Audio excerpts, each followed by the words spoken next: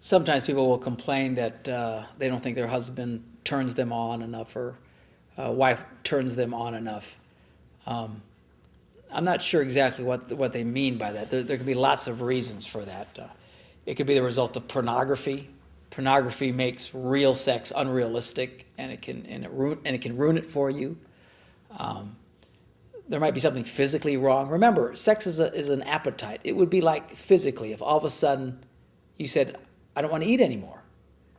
Well, there's usually something wrong. I guess that's my point. If you really don't have any interest in your spouse sexually, you're not interested in sex at all, you owe it to your spouse. You don't have the right to ignore your spouse sexually. If you have absolutely no interest, you need to check and see what's wrong.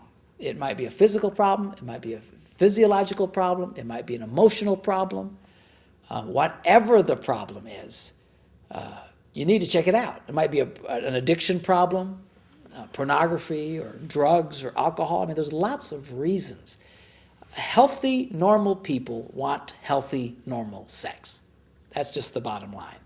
If that's missing, there might be something wrong. And I can't answer all those questions. I'm not a doctor, nor am I a psychologist or psychiatrist. I'm just me.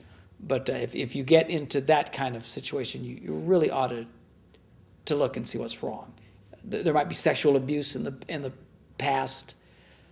A lot of times people will ask me, what about sexual abuse?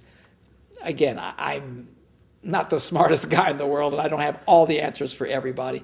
In extreme circumstances and situations, if you're in a relationship, you're dealing with an extreme circumstance, an extreme situation, you need to go and get help. I can say this, that for you not to do anything about it is wrong. You can't just not do anything about it. Just say, well, I'm not interested, or I don't want to anymore. And your spouse tries to get you to get help, and you just say no. That's wrong. You don't have the right to do that. You're part of this person's life. And if something's not healthy, if something's not right, you need to go find some help. I will say this, that it's very possible that there is nothing physically wrong with somebody with a sex problem. A lot of times sex problems are really relationship problems. There's relational problems. And, at least you need to answer the question and settle the question if there is something physically wrong. If there's not, then it's probably lying more in an emotional place than in a physical place.